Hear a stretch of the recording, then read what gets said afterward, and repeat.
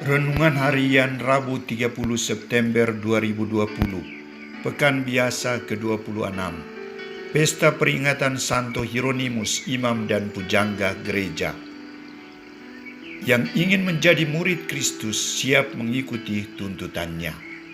Bacaan pertama diambil dari kitab Ayub, bab 9 ayat 1-12, ayat 14-16. Dan bacaan Injil dari Injil Lukas bab 9 ayat 57-62. Saudara-saudariku terkasih, Goris seorang pegawai di sebuah perusahaan. Perusahaan itu mewajibkan mereka untuk selalu disiplin. 5 menit sebelum jam 8, mereka sudah harus tiba di tempat kerja.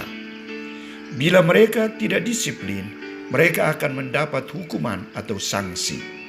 Ketika berhadapan dengan tuntutan itu, Goris berkata kepada saya merasa berat dengan aturan ini. Kira-kira apa solusinya?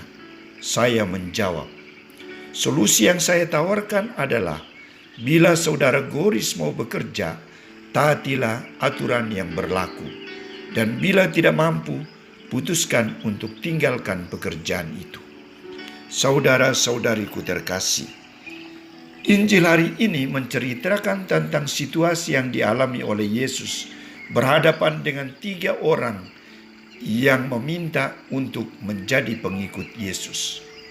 Permintaan orang pertama, "Aku akan mengikuti engkau kemana saja engkau pergi." Jawab Yesus terhadap permintaan ini adalah, serigala mempunyai liang dan burung mempunyai sarang, tetapi anak manusia tidak mempunyai tempat untuk meletakkan kepalanya. Permintaan orang pertama ini sangat diragukan oleh Yesus karena orang itu belum mengenal Yesus dan tuntutannya. Lebih dari itu, perjumpaan hanya seketika tak mungkin membuahkan iman yang mendalam.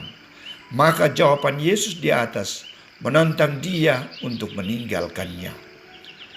Permintaan Yesus kepada orang kedua, "Ikutlah aku."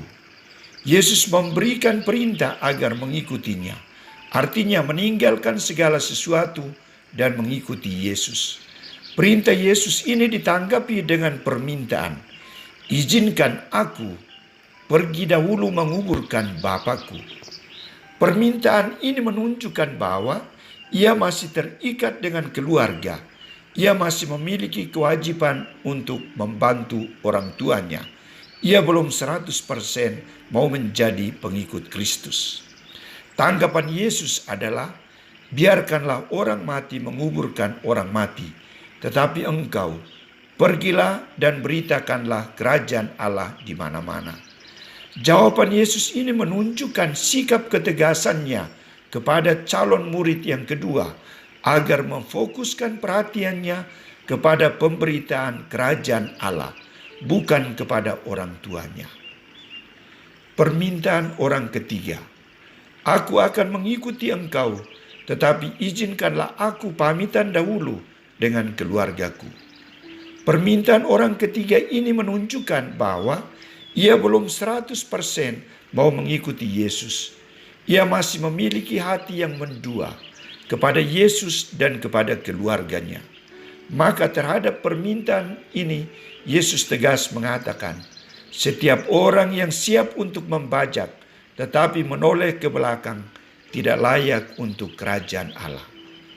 Di sini Yesus menuntut ketegasan pada keputusan untuk menjadi pengikutnya.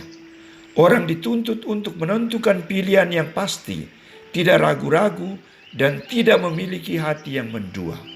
Orang yang memiliki hati yang mendua tidak layak untuk kerajaan Allah. Saudara-saudariku terkasih, menjadi pengikut Kristus di zaman ini juga menuntut sikap ketaatan kita pada perintahnya. Banyak di antara kita yang masih terpengaruh dengan budaya yang mengatakan, anak laki-laki tunggal tidak layak menjadi imam. Benarkah itu? Atau di daerah-daerah tertentu, seorang wanita belum diizinkan menjadi ketua DPP. Benarkah itu? Yang dituntut Yesus bukan anak laki-laki tunggal atau seorang wanita, tetapi komitmen semua orang Kristen Katolik menjadi pengikutnya.